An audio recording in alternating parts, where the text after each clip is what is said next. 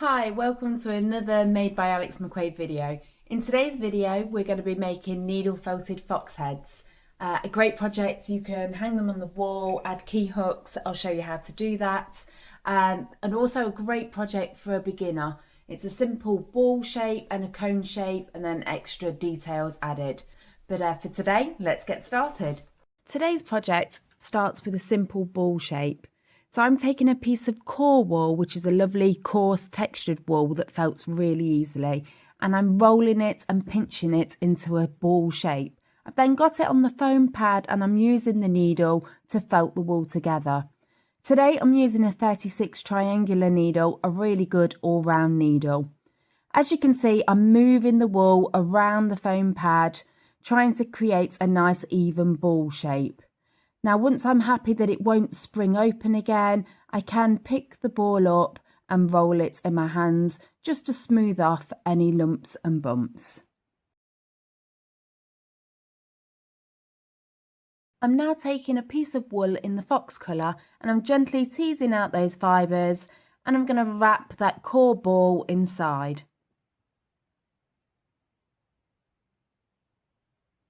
Again, I'm taking the needle and felting the wool together. Sometimes I use 2 needles. This speeds up the felting process. You can buy multiple needle holders, but I prefer to just hold 2 together for 3-dimensional work.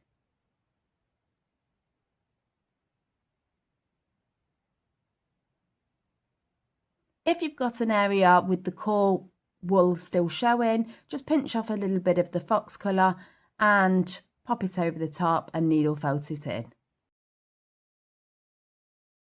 If you've never needle felted before, do check out my first video. It talks through this basic ball making process and gives some great hints and tips on needle felting.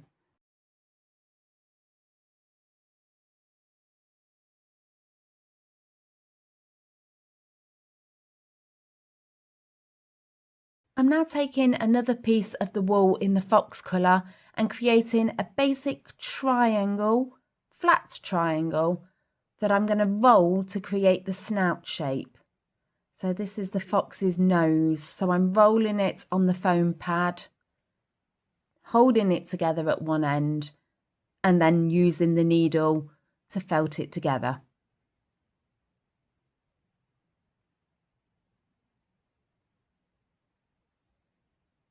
I'm rolling it carefully on the foam, and then I'll hold it on its end just to felt it downwards.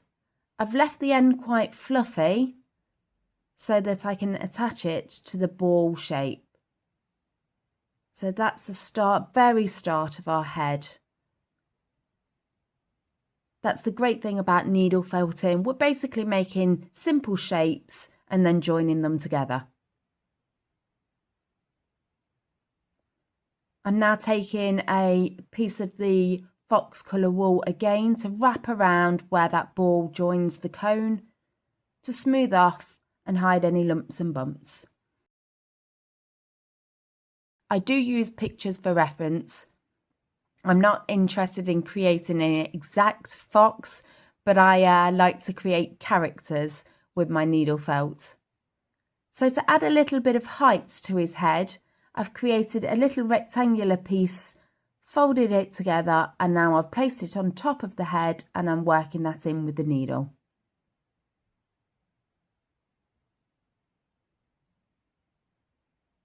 And again, if there's any lumps and bumps or joins, I just take a little bit of the wool and needle felt that in to smooth it off.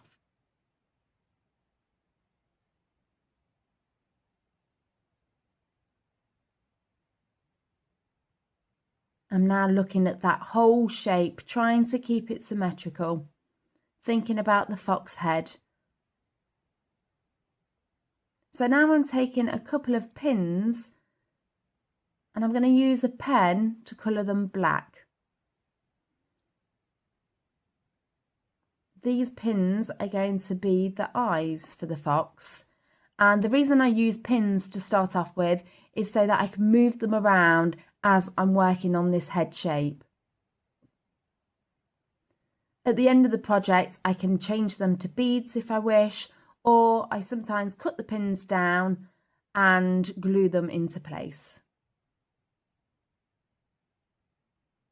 So the great thing about needle felt is that you can squash and squeeze it into position and use your hands to help make the shape.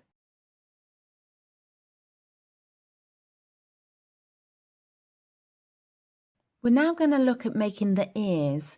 So I've taken 2 layers of the wool in the fox colour, placed them on top of each other, and then I'm using the needle to create a flat piece of felt. I'm working the needle all over and turning every minute or so, just so it doesn't felt to the foam mat. Again, 2 needles can speed up this process.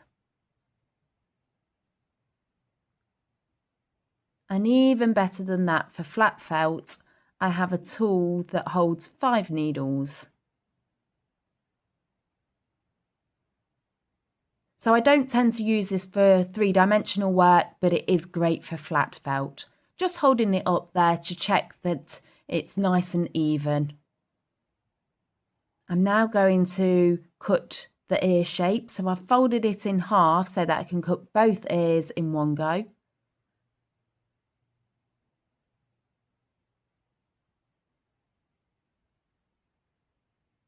And then again, I'm going to use the 5 needle holder just to soften the edges.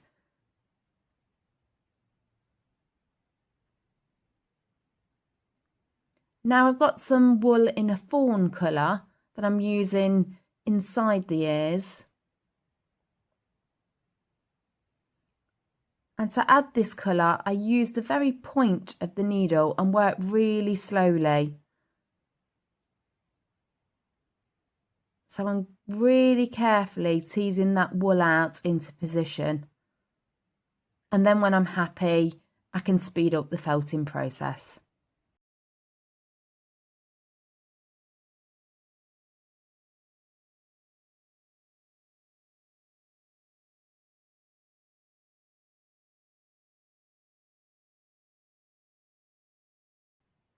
Okay, now I'm positioning the ears. I'm using a couple of pins to do this temporarily so I can check and make sure I'm happy with where they are before I felt them into position.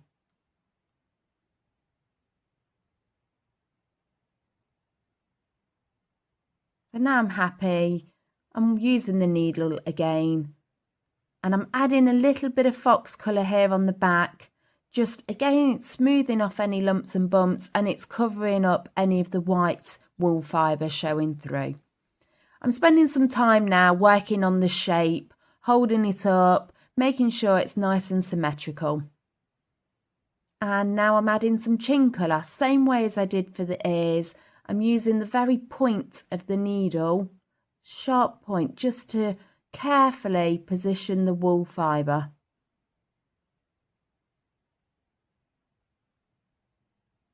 Really important to keep checking at this stage that it's going on symmetrically.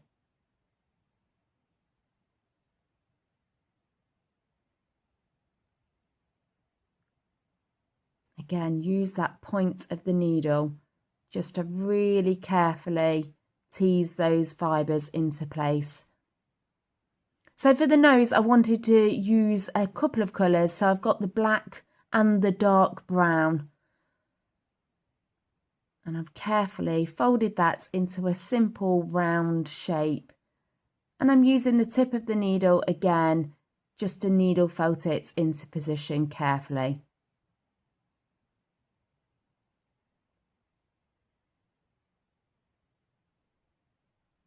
I keep still working all over at this stage, just really perfecting that shape. And if I've got any stubborn wool that didn't want to felt in, I just use a pair of scissors and just snip those loose pieces off.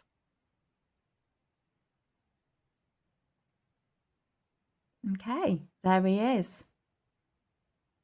Again, there we go, moving the pins, moving the eyes into a better position as I'm working the shape. So now for this piece, I would like to give it a scarf. So I'm going to make a little neck so the scarf has something to attach to. So I've taken a length of the wool in the fox colour and rolled it on the mat. And again, I'm using the needle to felt it together. Working on the ends as well.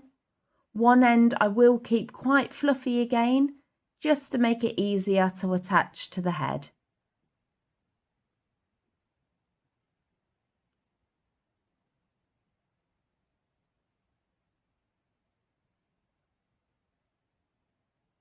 So using one needle just to work the neck into position, slowly working my way around. Remember, this is a time-lapse video, so lots of the needlework is a lot faster than the reality. Taking another piece of wool to wrap around, pulling off the fibre if there's a little bit too much wool, and again, using the needle to work it in.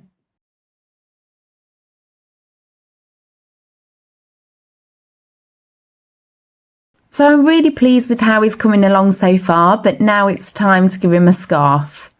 I'm not really a knitter, but I know enough to create some little scarves for my creations.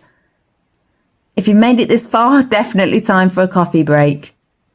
So let's get back to it and wrap that scarf around the fox's neck, and I'm going to hold it in position just temporarily for now with a pin.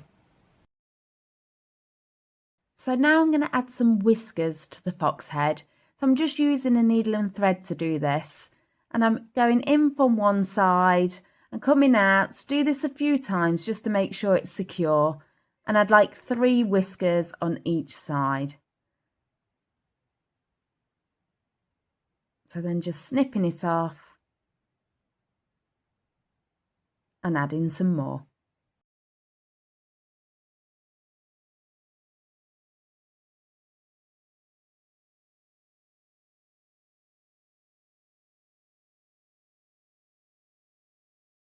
I now need to prepare my piece of wood to attach the fox to along with the key hook. So I've got a nice wooden disc here and I've marked 2 holes for where I'm going to attach the head. And then the little key hook is going to be placed at the bottom. So I'm using my pillar drill to drill the 2 holes ready to attach the head.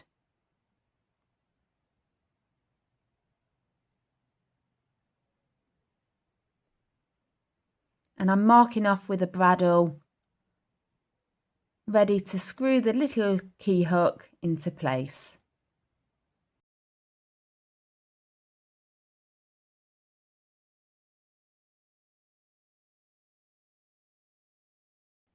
I'm now ready to change the pin that was securing the scarf to a nice button that I've found.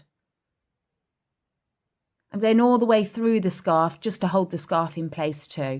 I've now used a piece of wire to attach the fox head to the wood and I'm just twisting it to secure, and that piece of wire will be used to hang the fox head on the wall. So a little picture hook attached to the wall and then it hangs in place nicely. And there is our finished fox. Thanks very much for watching this Made by Alex McQuade video. If you've got any questions about needle felting or the fox, please do pop them below. Or if you'd like to like and subscribe to the channel, that would be fantastic. Thank you.